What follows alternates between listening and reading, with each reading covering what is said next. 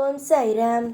என் அன்பு செல்லமே, என்னுடைய அழகான தங்கமே, வரப்போகும் சில பிரச்சனைகளையும் சில நல்ல விஷயங்களையும் தெரியாமல் நீ ஏதேதோ நினைத்து கொண்டு இருக்கிறாய். ஒவ்வொரு காலங்களும் நேரங்களும் நீ என்னிடம் ஒரு விஷயத்தை மட்டும் அடிக்கடி கூறிக்கொண்டு இருப்பாய். அது என்னவென்றால், என்னுடைய வாழ்க்கை எப்பொழுது சிறக்கும், என்னுடைய வாழ்க்கை எப்பொழுது அழகாக மாறும் என்று எப்போ பார்த்தாலும் என்னிடம் நீ கேட்டுக்கொண்டு தான் இருப்பாய். அதற்கு நானும் பதில் கூறிக்கொண்டு தான் இருப்பேன். அம்மா, உனக்கு இந்த நாள் மாறும். இனி வரக்கூடிய நாட்கள் உனக்கு சிறப்பாகவே இருக்கும்.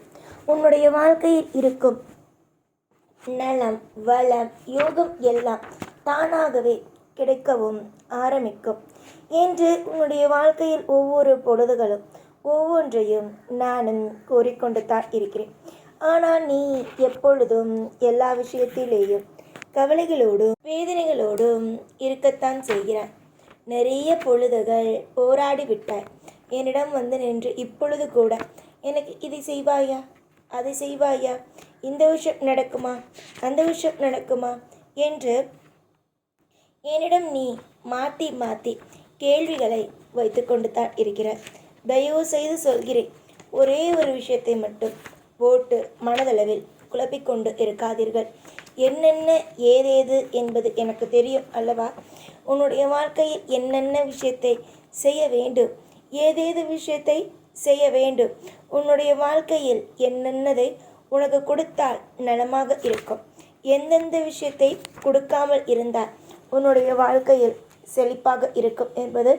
அதனால் உனக்காக என்றும் நல்லது என்பதை நான் செய்வேன் என்பதை நம்புங்கள். அதே மாதிரி உங்களுடைய வாழ்க்கையில் சில பேர் கூட இருந்து குளிப்பறிப்பவர்களும் இருக்கிறார்கள்.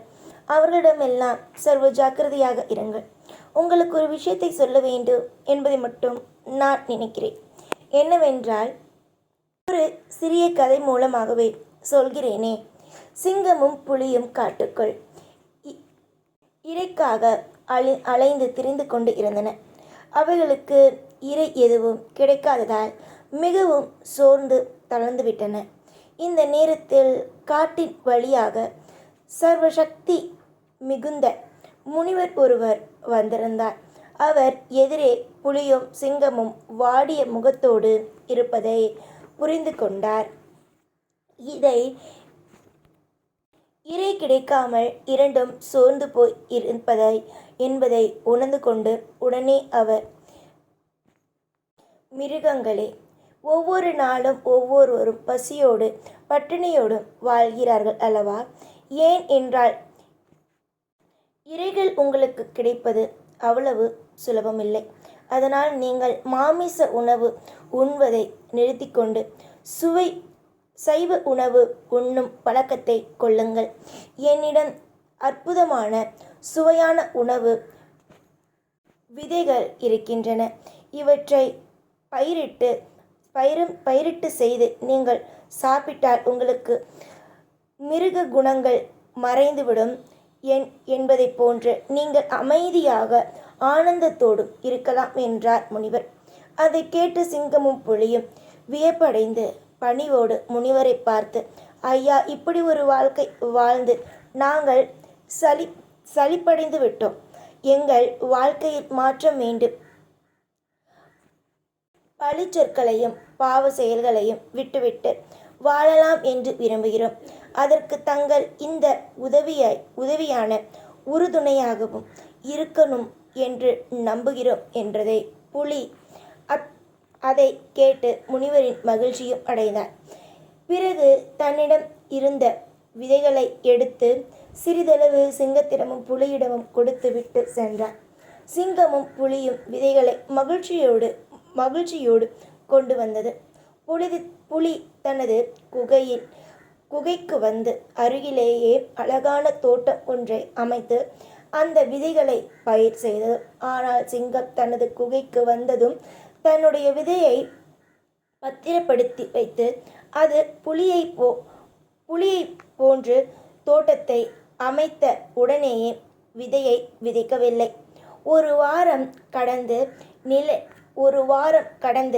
நிலையில் புலி மிகவும் வாடிய முகத்தோடு வந்து சிங்கத்தை அதை கண்டு, புலியே, ஏன் இப்படி கவலையோடு இருக்கிறாய் என்று கேட்டது. அதற்கு புலி கூறியது, நண்பா, அந்த முனிவர் கொடுத்த சக்தி மிக்க விதைகள் விதைத்து விட்டேன். ஆனால் அதற்கு தினமும் தண்ணீர் விடுவது கஷ்டமாக இருக்கின்றது. தண்ணீர் அவ்வளவு எளிதாக கிடைப்பது இல்லை. தொலைதூரத்தில் இருந்தே அதை கொண்டு வந்து நான் ஊற்றிக்கொண்டு இருக்கிறேன்.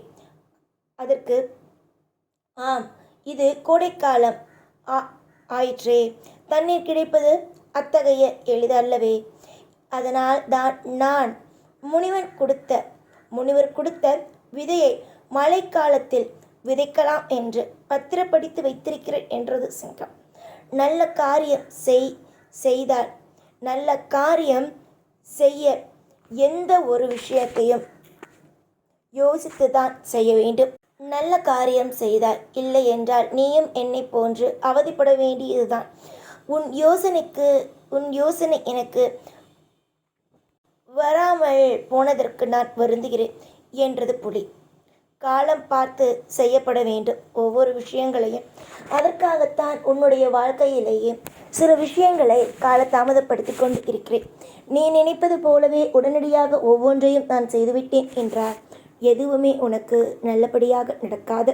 அதனால்தான் நான் ஒவ்வொன்றிலேயும் உனக்கு இது நடக்கும், அது நடக்கும், இந்த விஷயம் நடக்கும், அந்த விஷயம் நடக்கும் என்று ஒவ்வொரு விஷயத்தையும் உனக்கு நான் சொல்லிக் கொடுத்து கொண்டு இருக்கிறேன்.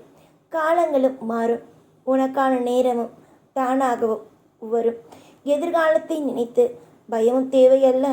உங்களுடைய வாழ்க்கையில் ஒவ்வொன்றிலேயும் உங்களுக்கான கவலையும் தேவையல்ல. நீங்கள் அமைதியோடு இருந்தால் வாழ்க்கை மிகப்பெரிய ஒரு அழகான அற்புதமான விஷயங்களை பார்க்கும். நீங்கள் எப்போ பார்த்தாலும் கவலைகளோடு இருந்தீர்கள் என்றால் வாழ்க்கை எல்லா பொழுதுகளும் எல்லா விஷயத்திலேயும் எல்லா நேரத்திலேயும் குழப்பங்களோடு மட்டும்தான் இருக்கும். 1000 பேர் 1000 விஷயங்களை சொல்லலாம்.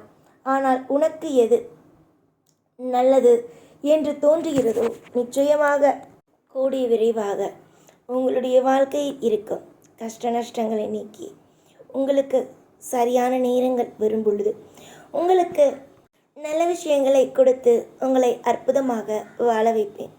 நீங்கள் எதிர்பார்த்து ஒவ்வொரு நிமிஷங்களோடு வாழ்ந்து கொண்டு இருக்கிறீர்கள். உங்களுடைய வாழ்க்கையில் எப்பொழுதும் நான் ஏமாற்றத்தை கொடுக்க மாட்டேன். இதற்கு பிறகு உங்களுடைய வாழ்க்கையில் சந்தோஷங்கள், அதாவது அசைக்க முடியாத சந்தோஷங்களை தான் கொடுப்பேனே தவிர உங்களுடைய வாழ்க்கையில் ஏமாற்றங்களை ஒரு நாளும் ஒரு பொழுதும் கொடுக்க மாட்டேன். சந்தோஷத்தை பாருங்கள், வரப்போகும் சந்தோஷத்தை அனுபவியுங்கள்.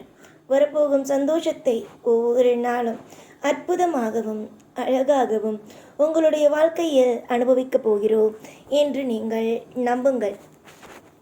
எல்லாமும் இனி வெற்றிதான். நாள் முழுக்க உங்களுக்கு என்னுடைய ஆதரவும் என்னுடைய அத்தனை விதமான சந்தோஷங்களும் கிடைக்கும். உங்களுக்கு நான் இருப்பேன், இன்றுமே இருப்பேன், எப்பொழுதுமே இருப்பேன். அசைக்க முடியாத அளவுக்கு உங்களுக்கு நான் சந்தோஷத்தையும் சகலவிதமான ஐஸ்வர்யத்தையும் உங்களுக்கு நான் கொடுப்பேன். அதனால் கவலைப்பட வேண்டாம். எப்பொழுதும் உங்களோடு தான் இருப்பேன். இந்த சாய். ஓம் சாய்ராம்.